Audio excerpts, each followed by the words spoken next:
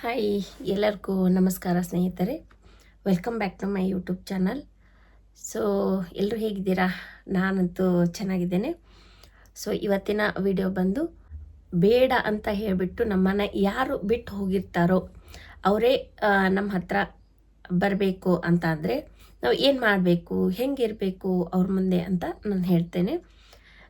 ಯಾಕೆ ಹೇಳ್ತಾ ಇದ್ದೀನಿ ಅಂತಂದರೆ, ಎಷ್ಟೋ ಜನ ನಮಗೆ ಹತ್ತಿರವಾದವರು ಏನೋ ಒಂದು ಬಂದಾಗ, ಪ್ರಾಬ್ಲಮ್ ಬಂದಾಗ, ಸಮಸ್ಯೆ ಬಂದಾಗ ಬಿಟ್ಟು ಹೋಗ್ತಾರೆ. ಸೊ ಅದಕ್ಕೋಸ್ಕರ ನಾನು ಹೇಳ್ತಾ ಇದ್ದೇನೆ ಈ ಮಾತನ್ನು.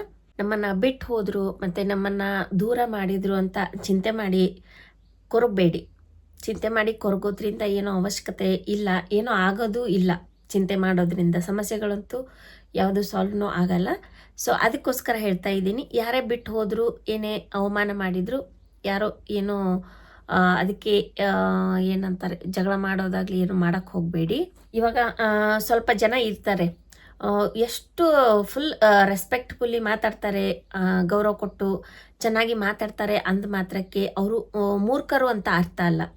ಏನೋ ಅವ್ರ ಹತ್ರ ಒಂದು ಗುಣ ಇರುತ್ತೆ, ಚೆನ್ನಾಗಿ ಮಾತಾಡ್ಸೋದು, ರೆಸ್ಪೆಕ್ಟ್ ಕೊಡೋದು. ಇಟ್ ಮೀನ್ಸ್ ರೆಸ್ಪೆಕ್ಟ್ ಕೊಡೋದ್ರಿಂದ ಅವರಿಗೆ ಒಂದು ಜಾಸ್ತಿ ವ್ಯಾಲ್ಯೂಯೇಬಲ್ ಪರ್ಸನ್ ಇರ್ತಾರೆ ಅವರು. ಸೊ ಅದಕ್ಕೋಸ್ಕರ ಅವರು ಬೇರೆದವ್ರಿಗೆ ರೆಸ್ಪೆಕ್ಟ್ ಕೊಡ್ತಾರೆ. ಸೊ ಅದಕ್ಕೆ ಅವರನ್ನು ಮೂರ್ಖರು ಅಂತ ಅನ್ಕೋಬಾರ್ದು ನಾವು. ಈ ಕೆಟ್ಟವ್ರು ಏನಿರ್ತಾರೋ, ಕೆಟ್ಟವರ ಈ ಕೆಟ್ಟ ಮಾತುಗಳಿಂದ ಅಲ್ಪ ಸ್ವಲ್ಪ ನಾಶ ಆಗ್ಬೋದು ಅಲ್ವಾ. ಎಷ್ಟು ಒಳ್ಳೆಯವ್ರು ಇರ್ತಾರೋ ಅವರ ಅವರ ಮೌನವಾಗಿರ್ತಾರೆ. ಆ ಮೌನದ ಹಿಂದೆ ಎಷ್ಟೋ ಏನೋ ವಿನಾಶನೂ ಕಾದಿರ್ಬೋದು, ಏನೋ ಕೆಟ್ಟದ್ದು ಕಾದಿರ್ಬೋದು. ಹಾಗಂತ ಅದನ್ನು ಮಿಸ್ಯೂಸ್ ಮಾಡ್ಕೊಳಕ್ಕೆ ಹೋಗಬೇಡಿ. ಯಾಕಂತಂದರೆ ಎಷ್ಟು ಒಳ್ಳೆಯವರು ಇರ್ತಾರೋ ಅವ್ರ ಹತ್ರ ಅಷ್ಟೇ ಕೆಟ್ಟತನೂ ಇರುತ್ತೆ. ಅದನ್ನು ಟೈಮ್ ಬಂದಾಗ ಅವರು ಶೋ ಮಾಡ್ತಾರೆ ಬೇರೆದವ್ರಿಗೆ, ಅಲ್ಲಿವರೆಗೂ ಅವರು ಶೋ ಮಾಡಲ್ಲ. ಈ ಪ್ರಪಂಚ ಅಂದಮೇಲೆ ಒಳ್ಳೆಯವರು ಇರ್ತಾರೆ, ಕೆಟ್ಟವರು ಇರ್ತಾರೆ. ಆದರೆ ಈ ಪ್ರಪಂಚದಲ್ಲಿ ನಾವು ಮಾತ್ರ ಅಂದರೆ ಪ್ರತಿಯೊಬ್ಬರು ತಮ್ಮಷ್ಟಕ್ಕೆ ತಾವು ಒಳ್ಳೆಯವರು ಅಂದ್ಕೊಂಡಿರ್ತಾರೆ.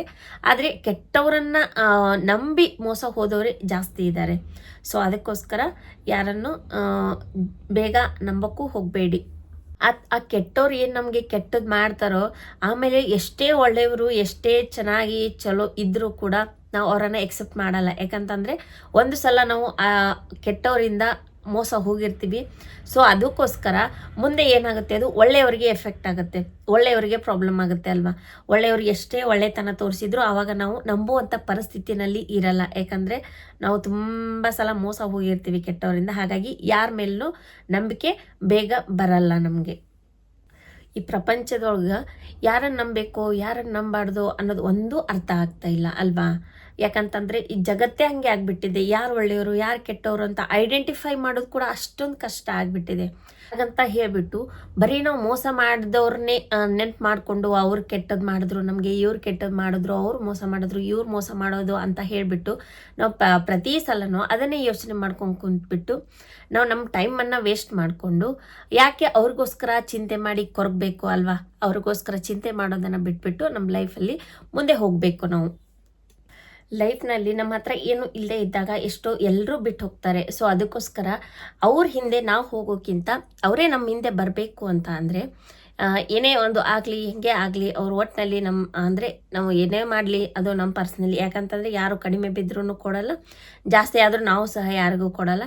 ಸೊ ಅದಕ್ಕೋಸ್ಕರ ಹೇಳ್ತಾ ಇದ್ದೀನಿ, ಬಿಟ್ಟು ಹೋದವರೇ ನಮ್ಮ ಜೊತೆ ಮತ್ತೆ ಬರಬೇಕು ಅಂತ ಅಂದರೆ, ಬಿಟ್ಟು ಹೋದವ್ರ ಬಗ್ಗೆ ಚಿಂತೆ ಮಾಡಿ ಅವರು ಬಿಟ್ಟು ಹೋಗಿದ್ದಾರೆ ಅಂತ ಹೇಳಿಬಿಟ್ಟು ನಾವು ಅದನ್ನೇ ತಲೆಯಲ್ಲಿ ಇಟ್ಕೊಂಡು ಕೂಡೋದಕ್ಕಿಂತ ಅವರೇ ಬರೋ ಹಾಗೆ ನಾವು ಮಾಡ್ಕೋಬೇಕು ನಮ್ಮ ಲೈಫ್ನಲ್ಲಿ. ಏನು ಮಾಡಬೇಕು ಅಂತಂದರೆ ಸಾಕು, 2 ಟಿಪ್ಸನ್ನು ಫಾಲೋ ಮಾಡಿ ನೀವು ಸಾಕು. ಫಸ್ಟ್ ಮೊದಲನೇದಾಗಿ ಬಂದುಬಿಟ್ಟು ಸೆಲ್ಫ್ ರೆಸ್ಪೆಕ್ಟನ್ನು ಅಂದರೆ ನಮ್ಮ ಮೇಲೆ ನಮಗೆ ಕಾನ್ಫಿಡೆಂಟ್ ಇರಬೇಕು. ಮೊದಲನೇದಾಗಿ ನಮ್ಮ ಮೇಲೆ ನಮಗೆ ಕಾನ್ಫಿಡೆಂಟ್ ಇಲ್ಲ ಅಂದರೆ ಏನೂ ಮಾಡೋಕ್ಕಾಗಲ್ಲ. ಸೊ ಅದಕ್ಕೋಸ್ಕರ ಹೇಳ್ತಾ ಇದ್ದೇನೆ, ಸೆಲ್ಫ್ ರೆಸ್ಪೆಕ್ಟ್ ತುಂಬ ಇಂಪಾರ್ಟೆಂಟ್ ಲೈಫ್ನಲ್ಲಿ. ಎಲ್ರಿಗೂ ಅಷ್ಟೇ, ಕೆಳಮಟ್ಟದವರು ಆಗಲಿ ಆ ಥರ ಎಲ್ಲ ಯೋಚನೆ ಮಾಡ್ಕೊಂಡು ಕೂಡೋದಕ್ಕಿಂತ ಸೆಲ್ಫ್ ರೆಸ್ಪೆಕ್ಟ್ ಅನ್ನೋದು ಎಲ್ರಿಗೂ ಇರುತ್ತೆ. ಅದು ಎಲ್ಲರ ಹಕ್ಕು ಕೂಡ, ಸೆಲ್ಫ್ ರೆಸ್ಪೆಕ್ಟನ್ನು ಇಂಪ್ರೂವ್ ಮಾಡ್ಕೊಳ್ಳೋದು. ಸೊ ಅದಕ್ಕೋಸ್ಕರ ಮೊದಲು ಸೆಲ್ಫ್ ರೆಸ್ಪೆಕ್ಟನ್ನು ಇಂಪ್ರೂವ್ ಮಾಡ್ಕೋಬೇಕು. ಇವಾಗ ನಿಮ್ಮ ಮೇಲೆ ನಿಮಗೆ ಗೌರವ ಇರಬೇಕು. ನಿಮ್ಮ ಮೇಲೆ ನಿಮಗೆ ಮೊದಲೇ ಮಾತು ರೆಸ್ಪೆಕ್ಟ್ ಇಲ್ಲ ಅಂದರೆ ಬೇರೆದವ್ರು ಹೆಂಗೆ ರೆಸ್ಪೆಕ್ಟ್ ಕೊಡ್ತಾರೆ ಅಲ್ವಾ. ಸೊ ಅದಕ್ಕೋಸ್ಕರ ಏನೇ ಇರಲಿ, ಈ ಫ್ಯಾಮಿಲಿ ಒಳಗಡೆ ಒಬ್ರಿಗೆ ಯಾರಿಗೋ ಒಂದು 5 ಜನ ಫ್ಯಾಮಿಲಿ ಒಳಗೆ ಇರ್ತಾರೆ ಅಂದ್ಕೊಳ್ಳೋಣ. 5 ಜನರಲ್ಲಿ ಒಬ್ಬರಿಗೆ ನಾವೇ 4 ಜನ ಸೇರಿ ರೆಸ್ಪೆಕ್ಟ್ ಕೊಡಲಿಲ್ಲ ಅಂದರೆ ಹೊರಗಿನವ್ರು ಮೊದಲೇ ರೆಸ್ಪೆಕ್ಟ್ ಕೊಡೋಕ್ಕೆ ಹೋಗಲ್ಲ. ಸೊ ಅದಕ್ಕೋಸ್ಕರ ಏನು ಹೇಳ್ತಾ ಇದ್ದೀನಿ ಅಂದರೆ, ಮೊದಲು ನಮ್ಮ ಮೇಲೆ ನಮಗೆ ನಂಬಿಕೆ ಇರಬೇಕು, ಗೌರವ ಇರಬೇಕು, ಆಮೇಲೆ ಮುಂದಿನ ಕೆಲಸ ಅಲ್ವಾ. ಅವಾಗ ಜನ ಏನು ಅನ್ಕೋತಾರೆ, ನಮ್ಮ ಮೇಲೆ ನಮಗೆ ರೆಸ್ಪೆಕ್ಟ್ ಇಲ್ಲ ಅಂದರೆ ಇವನೊಬ್ಬನು ಸೆಲ್ಫಿಶು, ಇವನ ಕಡೆ ಏನೂ ಆಗಲ್ಲ, ಇವನೊಬ್ಬ ಹೇಡಿ, ಅಸಹಾಯಕ ಅಂತ ನಮ್ಮನ್ನು ಅವರು ಅಳತೆ ಮಾಡಿಬಿಡ್ತಾರೆ. ಅವರಷ್ಟಕ್ಕೆ ಅವರು ಅಳತೆ ಮಾಡಿಬಿಡ್ತಾರೆ. ಸೊ ಅದಕ್ಕೋಸ್ಕರ ನಾವು ನಮ್ಮ ಒಂದು ಗೌರವವನ್ನು ನಾವೇ ಮೊದಲು ಜಾಸ್ತಿ ಮಾಡ್ಕೋಬೇಕು. ನಮ್ಮ ಮೇಲೆ ನಾವು ನಂಬಿಕೆ ಇಟ್ಕೋಬೇಕು. ಅದು ಕೆಲಸ ಆಗುತ್ತೋ ಬಿಡುತ್ತೋ ಸೆಕೆಂಡರಿ ಅಲ್ವಾ. ಮೊದಲು ನಮ್ಮ ಮೇಲೆ ನಮಗೆ ಕಾನ್ಫಿಡೆಂಟ್ ಅನ್ನೋದು ನಮ್ಮ ಲೈಫ್ನಲ್ಲಿ ತುಂಬ ಇಂಪಾರ್ಟೆಂಟ್. ಸೊ ಅದಕ್ಕೋಸ್ಕರ ಅದನ್ನು ಒಂದು ಫಾಲೋ ಮಾಡಿ ಮೊದಲು. ಇವಾಗ ಒಂದು ಎಕ್ಸಾಂಪಲ್ ತಗೊಳ್ಳೋಣ. ಇವಾಗ ಯಾವುದೋ ಒಂದು ಬ್ಯಾಂಕಿಗೆ ಹೋಗಿರ್ತೀವಿ ಅಲ್ವಾ. ಬ್ಯಾಂಕಿಗೆ ಹೋಗಿಬಿಟ್ಟು ನಾವು ಸಾಲ ಕೇಳಬೇಕು ಅಂತ, ಲೋನ್ ಏನೋ ತಗೋಬೇಕು ಅಂತ ಬ್ಯಾಂಕಿಗೆ ಹೋಗಿರ್ತೀವಿ. ಸೊ ಲೋನ್ ಕೊಡುವಾಗ ಅವರು ನಮಗೆ ಹಾಗೆ ಲೋನ್ ಕೊಡೋಲ್ಲ. ಏನೋ ಒಂದು ಪ್ರಾಪರ್ಟಿ ಐತಾ, ಏನಾದರೂ ಪ್ರೂಫ್ ಐತಾ ಅಂತ ಮೊದಲು ಕೇಳ್ತಾರೆ ಅವರು ನಮ್ಮನ್ನು. ಯಾಕೆ ಅಂತಂದರೆ ಅವರು ಏನಾದರೂ ಒಂದು ಇದ್ದರೆ ನಮ್ಮ ಮೇಲೆ ಅವರಿಗೆ ನಂಬಿಕೆ ಇರಲ್ಲ, ನಾವು ಏನು ಅನ್ನೋದು ಅವರಿಗೆ ಗೊತ್ತಿರಲ್ಲ. ಸೊ ಅದಕ್ಕೋಸ್ಕರ ಅವರು ಮೊದಲು ನಮ್ಮ ಪ್ರಾಪರ್ಟಿ ಏನಿದೆ ಅಂತ ಕೇಳ್ತಾರೆ. ಸೊ ಆ ಪ್ರಾಪರ್ಟಿನ ಇವರು ನಾವು ಏನೋ ಲೋನ್ ತಗೊಂಡು ಅದನ್ನು ಕಟ್ಟೋಕ್ಕಾಗಲಿಲ್ಲ ಅಂದರೆ ಅದನ್ನು ಅವರು ತಗೋತಾರೆ ನಮ್ಮ ಕಡೆಯಿಂದ. ಅಂದರೆ ಒಂದು ಟೈಮ್ ಲಿಮಿಟ್ ಅನ್ನೋದು ಇರುತ್ತಲ್ವಾ. ಸೊ ಆ ಟೈಮ್ನಲ್ಲಿ ನಾವು ಅವರ ಪೇಮೆಂಟನ್ನು ರೀಪೇಮೆಂಟ್ ಮಾಡಲಿಲ್ಲ ಅಂದರೆ ಅವರು ಅದನ್ನು ವಶಪಡಿಸ್ಕೊಳ್ಬೇಕು ಅಂತ ನಮ್ಮ ಹತ್ರ ಒಂದು ಪ್ರಾಪರ್ಟಿನ ಕೇಳ್ತಾರೆ. ಪ್ರೂಫ್ಗೋಸ್ಕರ ಪ್ರಾಪರ್ಟಿನ ಕೇಳ್ತಾರೆ. ನಮಗೆ ತೀರ್ಸೋಕೆ ಆಗಲ್ಲ, ವಾಪಸ್ ಅದನ್ನು ಪೇಮೆಂಟ್ ಮಾಡೋಕೆ ಆಗಲ್ಲ ಅಂದ್ಬಿಟ್ಟು ನಮ್ಮ ಹೆಸರಲ್ಲಿರೋ ಪ್ರಾಪರ್ಟಿನ ಅವರ ಹೆಸರಲ್ಲಿ ಮಾಡ್ಕೋತಾರೆ ಅವರು. ಅಂದರೆ ನಾವು ಎಲ್ಲ ಪೇಡ್ ಮಾಡೋವರೆಗೂ. ಯಾಕೆ ಹಾಗೆ ಮಾಡ್ತಾರೆ ಅಂತಂದರೆ ಅವರಿಗೆ ನಾವು ಏನು ಅನ್ನೋದು ಗೊತ್ತಿರಲ್ಲ ಮೊದಲೇದಾಗಿ ಅಲ್ವಾ. ಇವಾಗ ಎಷ್ಟೋ ಜನ ಕಸ್ಟಮರ್ಸ್ ಬರ್ತಾ ಇರ್ತಾರೆ, ಎಷ್ಟೋ ಜನ ಪೇಮೆಂಟನ್ನು ವಾಪಸ್ ಕಟ್ಟಿರಲ್ಲ ಕರೆಕ್ಟಾಗಿ. ಸೊ ಅದಕ್ಕೋಸ್ಕರ ಅಲ್ಲಿನೂ ಸಹ ಗೊತ್ತಾಗುತ್ತೆ ಒಳ್ಳೆಯವರು ಯಾರು ಕೆಟ್ಟವ್ರು ಯಾರು ಅಂತ. ಅವರಿಗೂ ಸಹ ಬ್ಯಾಂಕಿನವರಿಗೂ ಸಹ ಗೊತ್ತಾಗಲ್ಲ. ಸೊ ಅದಕ್ಕೋಸ್ಕರ ಅವರು ನಮ್ಮ ಪ್ರಾಪರ್ಟಿ ಏನಾದರೂ ಇದ್ದರೆ ಮಾತ್ರ ಅವರು ನಮಗೆ ಲೋನ್ ಅದ್ರ ಮೇಲೆ ವ್ಯಾಲ್ಯೂ ಮಾಡಿಬಿಟ್ಟು ನಮಗೆ ಲೋನ್ ಕೊಡ್ತಾರೆ, ಹೊರತಾಗಿ ನಾವು ಕೇಳಿದಷ್ಟು ಲೋನ್ ಅವರು ಕೊಡಲ್ಲ. ಇಷ್ಟೆಲ್ಲ ಪ್ರಾಪರ್ಟಿ ಎಲ್ಲ ವ್ಯಾಲ್ಯೂ ಮಾಡ್ತಾರೆ, ಆಮೇಲೆ ಪೇಮೆಂಟ್ ಕೊಡ್ತಾರೆ, ಅವರು ಆಮೇಲೆ ಲೋನ್ ಕೊಡ್ತಾರೆ ಅಂದಾಗ ನಾವು ಅಲ್ಲಿಗೆ ಯಾಕೆ ಹೋಗ್ತೀವಿ ಅಂತ ಅಂದರೆ ನಮ್ಮ ಮೇಲೆ ನಮಗೆ ಕಾನ್ಫಿಡೆಂಟ್ ಇರುತ್ತೆ, ನಾವು ತುಂಬ್ತೀವಿ, ವಾಪಸ್ ಅದನ್ನು ಲೋನ್ನ ಪೇಡ್ ಮಾಡ್ತೀವಿ ಅನ್ನೋದು ನಂಬಿಕೆ ನಮಗೆ ಇರುತ್ತೆ. ಸೊ ಅದಕ್ಕೋಸ್ಕರ ನಾವು ಅವ್ರ ಹತ್ರ ಹೋಗಿರ್ತೀವಿ ಅಲ್ವಾ. ಇವಾಗ ನಾವು ಅಲ್ಲಿ ಹೋಗ್ಬೇಕಂದ್ರೂ ಬೇರೆದವ್ರ ಮೇಲೆ ನಂಬಿಕೆ ಇಟ್ಟು ಹೋಗ್ತೀವಾ? ಇಲ್ಲ ಅಲ್ವಾ. ನಮ್ಮ ಮೇಲೆ ನಮಗೆ ಕಾನ್ಫಿಡೆಂಟ್ ಇಟ್ಕೊಂಡು ನಾವು ಬ್ಯಾಂಕಿಗೆ ಹೋಗ್ಬಿಟ್ಟು ಸಾಲನ ಕೇಳ್ತೀವಿ. ಸೊ ಅದೇ ಥರ ಇದನ್ನು ಕೂಡ ಸೆಲ್ಫ್ ಕಾನ್ಫಿಡೆಂಟ್ ಅನ್ನೋದು ತುಂಬ ಇಂಪಾರ್ಟೆಂಟ್ ಲೈಫ್ನಲ್ಲಿ. So self confident and self ರೆಸ್ಪೆಕ್ಟನ್ನು ನಾವು ಮೊದಲು ನಮ್ಮ ಹತ್ರ ಅದನ್ನು ಇಂಪ್ರೂವ್ ಮಾಡ್ಕೋಬೇಕು. ನಾವು ಗೌರವಿಸ್ಕೊಳ್ಳೋದು ಇದರ ಅರ್ಥ ಏನಂತಂದರೆ, ಸೊ ನಮ್ಮನ್ನು ಅವರು ಬಿಟ್ಟು ಹೋಗಿದ್ದಾರೆ ಅಂತ ಅಂದರೆ ನಾವು ಅವರನ್ನು ಬಿಟ್ಟು ಬದುಕ್ತೀವಿ ಅನ್ನೋದನ್ನು ನಾವು ಮೊದಲು ನಂಬಿಕೆ ಇಟ್ಕೋಬೇಕು. ಅವರನ್ನು ಬಿಟ್ಟು ಬದುಕಲೇಬೇಕು ಅನ್ನೋದನ್ನು ಕಾನ್ಫಿಡೆಂಟ್ನ ನಾವು ಬೆಳೆಸ್ಕೋಬೇಕು ಇಲ್ಲಿ. ಅದಕ್ಕೆ ಹೇಳೋದು ಇಲ್ಲಿ self respect and self confident ಅನ್ನೋದು ತುಂಬ ಇಂಪಾರ್ಟೆಂಟ್ ಅಂತ ಹೇಳಿಬಿಟ್ಟು ಅಲ್ವಾ. ಅದು ಒಂದು ನಂಬಿಕೆ ಇದ್ದರೆ ಸಾಕು, ನಾವು ನಮ್ಮ ಒಂದು ಇದರಿಂದ ಸಾಧನೆಯಿಂದ ನಾವು ಗೆಲ್ಬೋದು. ಅವರೇ ಬೇಕು ಅಂತ ನಮ್ಮ ಲೈಫ್ನಲ್ಲಿ ಏನೂ ಇಲ್ಲ ಅಲ್ವಾ. ಸೊ ಅದಕ್ಕೋಸ್ಕರ ನಮ್ಮನ್ನು ನಾವು ಗೆಲ್ಲಬೇಕು.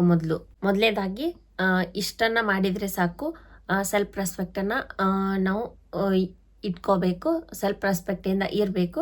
ಸೊ ನೆಕ್ಸ್ಟ್ ಬಂದುಬಿಟ್ಟು I will do it shortly. It means ನಾವು ಶಾರ್ಟ್ ಟೈಮ್ನಲ್ಲಿ ಮಾಡ್ತೀನಿ ಕೆಲಸನ ಅಂತ ಹೇಳಿಬಿಟ್ಟು ಅದೊಂದು ಕಾನ್ಫಿಡೆಂಟ್ನ ನಾವು ಬೆಳೆಸ್ಕೋಬೇಕು. ಇವಾಗ ನಾವು ಏನೇ ಒಂದು ಸಾಧನೆ ಮಾಡಬೇಕು ಅಂದರೆ ನಮ್ಮ ಕನಸು ಕಾಣ್ತಿರ್ತೀವಿ, ಹಂಗೆ ಮಾಡಬೇಕು ಹಿಂಗೆ ಮಾಡಬೇಕು ಅಂತ ಹೇಳ್ಬಿಟ್ಟು. ಸೊ ನಾವು ದೊಡ್ಡ ಕನಸನ್ನೇ ಕಾಣಬೇಕು. ಯಾಕಂತಂದರೆ ದೊಡ್ಡ ಕನಸನ್ನು ಕಂಡಾಗ ದೊಡ್ಡಕ್ಕಿಂತ ಸ್ವಲ್ಪ ಸಣ್ಣದಾಗುತ್ತೆ. ಸೊ ನಾವು ಸಣ್ಣ ಕನಸನ್ನು ಕಂಡ್ರೆ ಅದಕ್ಕಿಂತ ಚಿಕ್ಕ ಕನಸು ನಾವು ಈಡೇರಿಸೋಕ್ಕೆ ಆಗುತ್ತೆ. ಸೊ ಅದಕ್ಕೋಸ್ಕರ ದೊಡ್ಡ ಕನಸನ್ನು ಕಾಣಬೇಕು. ಜಸ್ಟ್ ಕನಸು ಕಾಣೋದು ಅಂತಂದರೆ ಇಮ್ಯಾಜಿನ್ ಮಾಡ್ಕೊಳ್ಳೋದು, ಇಮ್ಯಾಜಿನ್ ಮಾಡಿಕೊಂಡು ಅಷ್ಟೇ ಬಿಡೋದಲ್ಲ, ಅದಕ್ಕೆ ಪ್ರಯತ್ನ ಪಡ್ತಾ ಇರಬೇಕು. ಯಾಕಂತಂದರೆ ಬರೀ ಕನಸು ಕಾಣ್ತಾ ಕೂತ್ರೆ ಆಗಲ್ಲ ಇಲ್ಲಿ ಲೈಫ್ನಲ್ಲಿ ಅಲ್ವಾ. ಕಾನ್ಫಿಡೆಂಟ್ ಬೆಳೆಸ್ಕೊಳ್ಳಿ. ನಾನು ಈ ಕೆಲಸ ಮಾಡೇ ಮಾಡ್ತೀನಿ ಅಂತ ಅಂದ್ಕೊಳ್ಳಿ. ಮತ್ತು ಆ ಕೆಲಸ ಮಾಡಬೇಕು ಅಂದರೆ ನಮಗೆ ಜಾಸ್ತಿ ಟೈಮ್ ಏನು ಬೇಡ ಅಂತಲೂ ನೀವು ಮನಸ್ಸೊಳಗೆ ಅಂದ್ಕೊಳ್ಳಿ. ಶಾರ್ಟ್ ಟೈಮ್ನಲ್ಲಿ ಶಾರ್ಟ್ ಟೈಮ್ನಲ್ಲಿ ಬೇಗ ಆ ಕೆಲಸನ ಮಾಡಿ ತೋರಿಸ್ತೀನಿ ಅಂತ ನಿಮ್ಮ ಹತ್ರ ಒಂದು ಕಾನ್ಫಿಡೆಂಟ್ನ ನೀವು ಜಾಸ್ತಿ ಮಾಡ್ಕೊಳ್ಳಿ.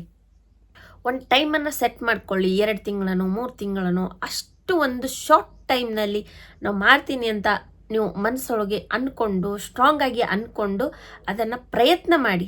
ಅಂದ್ಕೊಂಡು ಕೂರಬೇಡಿ, ಪ್ರಯತ್ನ ಮಾಡಿ. ಪ್ರಯತ್ನಕ್ಕೆ ಫಲ ಅಂತೂ ಸಿಕ್ಕೇ ಸಿಗುತ್ತೆ ಲೈಫ್ನಲ್ಲಿ ಯಾವತ್ತೂ ಕೂಡ.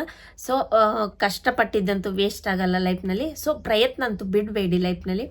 ಅಂದರೆ ಶಾರ್ಟ್ ಟೈಮ್ನಲ್ಲಿ ಹೆಂಗೆ ಮಾಡಬೇಕು ಅಂತ ಮೊದಲು ಪ್ಲ್ಯಾನ್ ಮಾಡ್ಕೊಳ್ಳಿ. ಆಮೇಲೆ ರೀಚ್ ಮಾಡ್ಬೋದು, ಯಾವ ಥರ ಏನು ವಿನ್ ಆಗ್ಬೋದು ಅಂತ ನಾವು ಆಮೇಲೆ ಯೋಚನೆ ಮಾಡ್ಬೋದು.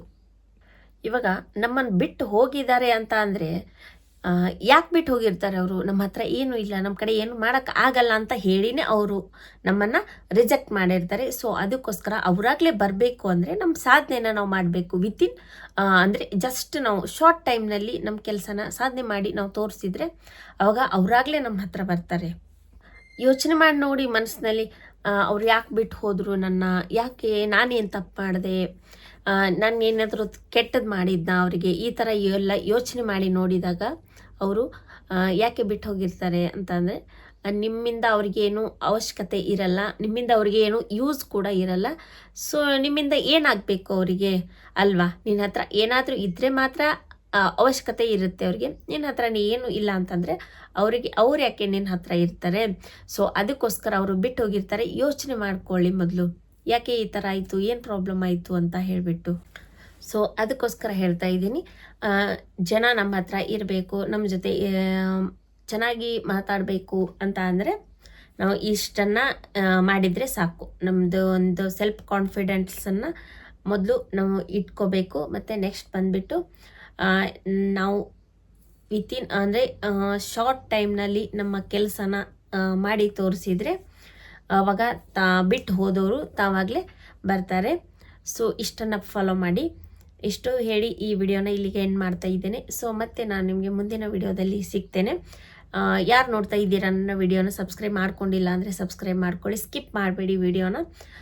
ಲೈಕ್ ಕೊಡಿ, ಒಂದು ಕಮೆಂಟ್ ಹಾಕಿ, ನಿಮಗೆ ಈ ವಿಡಿಯೋ ಮೂಲಕ ಏನು ಅನಿಸುತ್ತೆ ಅನ್ನೋದನ್ನು ಕಮೆಂಟ್ ಹಾಕಿ. ಸೊ ನಾನು ಮತ್ತೆ ನಿಮಗೆ ಮುಂದಿನ ವಿಡಿಯೋದಲ್ಲಿ ಸಿಗ್ತೇನೆ. ಅಲ್ಲಿವರೆಗೂ ಬೈ ಬಾಯ್, ಟೇಕ್ ಕೇರ್ ಸ್ನೇಹಿತರೆ.